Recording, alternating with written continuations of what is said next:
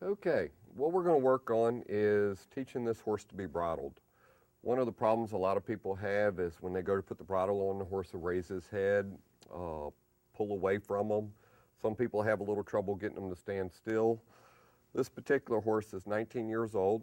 He doesn't have the best ground manners in the world, so if he does start moving during this session, we're going to address that. If he doesn't, I'm not going to provoke him to be bad.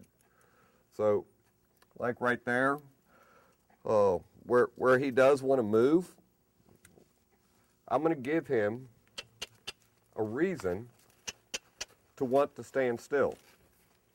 Well, while I'm scolding this horse for moving, if one foot moves, to me that's the same thing as running away. So while I'm scolding this horse for moving, I'm going to actually teach him to get softer to the bit at the same time. So if you watch my hand on the lead rope, I'm going to add pressure and then soften. Add pressure, then soften. Add pressure, then soften. I'm going to put this hand right here on the bridge of his nose. I'm going to put this hand between his ears. This hand is the hand that tells him to put his head down. This hand keeps you from getting hit in the face. So this hand also keeps him from taking his face away. So this has nothing to do with the cue. The cue is 100% this hand. He dropped it, I'm going to say thank you. I'm going to ask him to drop his head again.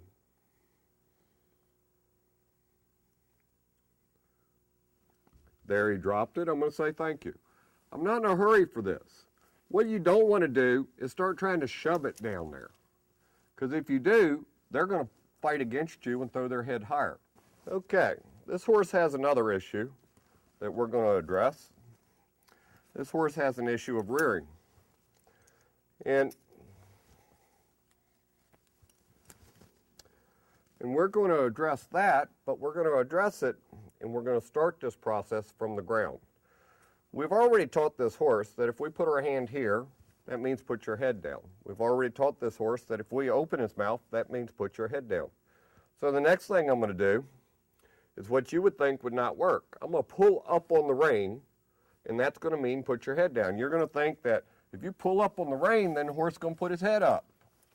Well, he is, but he's going to find out that the only way to get rid of that pressure is put his head down and then let go. I'm going to pull up.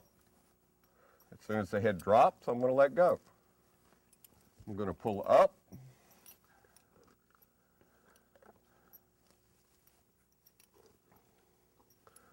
And when he drops his head, I'm going to let go. Now, one of the questions that people ask me all the time, they said, how hard are you pulling?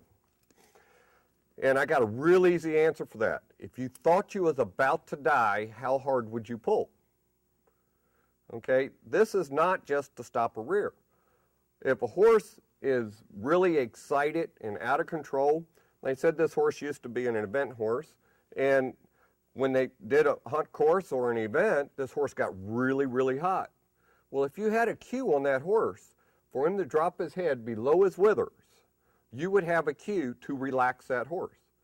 If you were to put a heart monitor on a horse and raise his head up, and then ask him to drop his head, you would see his heart rate change just from the difference of his head being below the withers versus above the withers. So you can relax a horse. A horse puts its head down for two reasons. One is to eat, and two is to lay down. Well, both of those are relaxing situations. So what we need to do is think about that and say, hey, if I got a cue to put that nose in the dirt, then I have a cue to relax my horse.